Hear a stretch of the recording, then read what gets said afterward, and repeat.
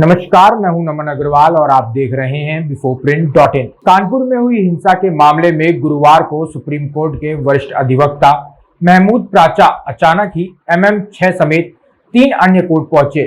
एक प्रार्थना पत्र देते हुए उन्होंने केस डायरी के समस्त दस्तावेज दिलाने की मांग की, जिस पर महानगर मजिस्ट्रेट 6 बुशरा नूर ने निर्णय सुरक्षित कर लिया।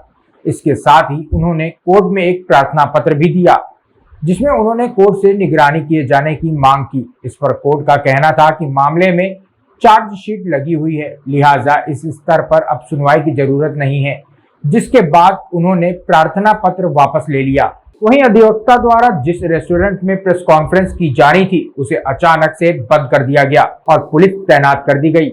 वहीं अधिवक्ता महमूद प्राचा आज सबसे पहले MM6 मजिस्ट्रेट बुशरा नूर की कोर्ट पहुंचे। अधिवक्ता ने मामले में बहस करने की बात कही। इस पर कोर्ट ने बहस सुनने से इनकार कर दिया तो प्राचा ने केस फाइल लेने के लिए कहा, लेकिन मजिस्ट्रेट ने मना करते हुए कहा कि पूरी कानूनी प्रक्रिया का पालन करने के बाद ही केस फाइल की कॉपी आपको मिलेगी। यही जवाब उन्हें अन्य कोर्ट से भी मिला। कानपुर हिंसा में मुख्य आरोपी हयात जफर हाशमी के पक्ष में अधिवक्ता प्राचा ने केस लड़ने की बात कही। सूत्रों के मुताबिक हयात जफर हाशमी जौहर फैंस एसोसिएशन का अध्यक्ष था। सूत्रों के मुताबिक एसोसिएशन की तरफ से प्राचा को हाशमी का केस लड़ने के लिए लगाया गया है।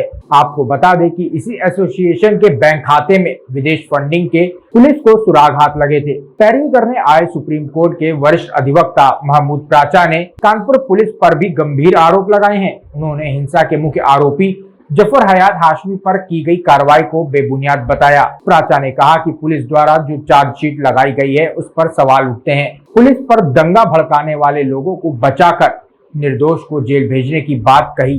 प्राचा ने कहा कि पुलिस के पास हयात जफर हाशमी के खिलाफ कोई भी पुख्ता सबूत नहीं है। आपको बता दें कि अधिवक्ता प्राचा ने सिविल लाइंस स्थित एक रेस्टोरेंट में प्रेस कॉन्फ्रेंस भी रखी थी, लेकिन रेस्टोरेंट संचालक ने क्लीनिंग का नोटिस लगाकर गेट बंद कर दिया।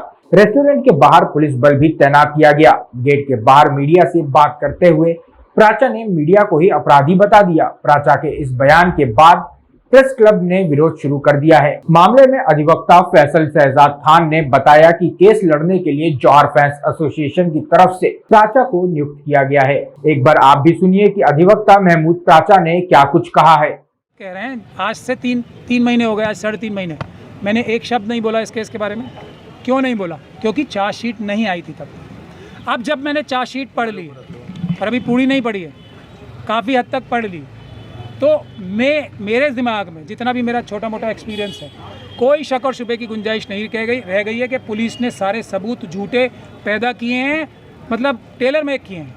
है ही नहीं सबूत, वो झूठे ज़बरदस्ती इसमें चढ़ाए हैं और असली मुजरिम जो थे इस केस के, उसके बारे में कोई भी इन्वेस्टिगेशन नहीं की है। एक तरफा इन्वेस्टिगेशन हुई है, जो अब आने वाले टाइम में आप लोग देखेंगे भारत के संविधान पे, भारत की न्याय व्यवस्था पे मुश्किल हालात ज़रूर हैं। विश्वास रखिए, आप लोग सब देखेंगे कि असली मुजरिम जो हैं, चाहे वो पुलिस के अधिकारी हों, सरकारी अधिकारी हों, राजनीतिक नेता हों, इस केस में भी उजागर होंगे। लेकिन ज़रूरत एक बात की है कि हम सब लोग भारत के नागरिक संविधान की रक्षा करने के लिए इस मुहिम में साथ दें, सच ढूंढें।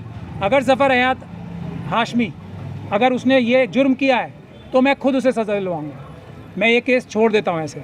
लेकिन अगर वो बेगुनाह है तो हमारे देश के हर एक नागरिक की ये जिम्मेदारी है कि उसके साथ खड़े हों और उसको बरी कराएं। और असली जो मुजरिम थे, उस दिन जो घटना हुई है उसके मुजरिम असली भी थे, उनके सबूत अब धीरे धीरे आपके सामने आएंगे, जिसकी इन्वेस्टिगेशन पुलिस ने नहीं की है जानबूझ के। तो उनको सज़ा दिलवाने में पूरे देश के संविधान मानने वालों को इस मिशन का और इस मुहिम का साथ देना चाहिए। क्या 3 महीने पहले हुई घटना के बारे में जो बात कही गई है जफर हयात हाशमी के लिए, क्या केवल 3 महीने पहले की घटना के संदर्भ में ही आप काम करेंगे, या जो उनकी प्रॉपर्टी के बारे में जो केसेस हैं उनको ही आप हैंडल कर रहे हैं? देखिए, अभी जो मुकदमा मेरे सामने है NSA का और ये तीनों चार्जशीट्स का, उसके लिए मुझे एंगेज किया गया है और उसको मैं पढ़ के ये बात कह रहा हूँ कि उन्होंने कोई जुर्म नहीं किया है, उनके खिलाफ कोई सबूत नहीं। पत्रकार बंधुओं ने, जिन्होंने बहुत ही ज़्यादा सनसनीखेज खबरें छापी थी उस टाइम, जो अब चार्जशीट में भी जिसका जिक्र है, हालांकि तथ्य और सबूत कुछ नहीं है उनका, लेकिन पत्रकार बंधुओं की बहुत सारी बातें, और ज़्यादातर ऐसे पत्रकार बंधुओं को मैं आपराधिक पत्रकार ही कहता हूँ, क्योंकि वो लोग एक एजेंडा पे जो काम करते हैं वो पत्रकार नहीं होते, वो अपराधी होते हैं। तो ऐसे पत्रकारों ने जो उस वक्त खबरें छापी थी, उसका जिसका कोई भी सबूत चार्जशीट में भी नहीं है, तो उनकी क्या स्टेटमेंट्स रिकॉर्ड हुई वो भी हमें सप्लाई की जानी चाहिए। तो ये एक महत्वपूर्ण हक, राइट अभियुक्तों का होता है, जिसके लिए हमने एक्सरसाइज की, आज ये एप्लीकेशन लगाई है। तो जज साहब ने वो बात हमारी सुनी है और उस पर अभी ऑर्डर्स रिजर्व किए। आप ये बताएं कि कुछ पत्रकार ऐसे भी थे जिन्होंने फाइल्स को सामने भी लाए थे। आप सभी पत्रकार को अगर ऐसे अपराधी कह देंगे तो? मैंने सभी को नहीं कहा है, मैंने उन अपराधी पत्रकारों को कहा है जिनको मैं अपराधी आज नहीं हमेशा कहता हूँ। आप लोग खास तौर पे जो एक बड़ा वर्ग है सोशल मीडिया का, मैं मेन स्ट्रीम मीडिया वालों को बोल रहा हूँ, चाहे किसी को अच्छी लगे या बुरी लगे। जो मेन स्ट्रीम मीडिया वाले बड़े बड़े टीवी चैनल्स हैं, बड़े बड़े अखबार हैं, वो एक एजेंडा के तहत जो खबरें छापते हैं वो पत्रकार नहीं, भारत का चौथा पिलर भी, वो अपराधी हैं। आप जैसे लोग जो सोशल मीडिया के ईमानदार पत्रकार हैं, वो चौथा पिलर है देश का, मैं ये कहता हूँ। और अगर आपको हमारा वीडियो पसंद आया हो तो इसे लाइक करें, सब्सक्राइब करें और साथ ही बेल आइकन दबाना ना भूलें।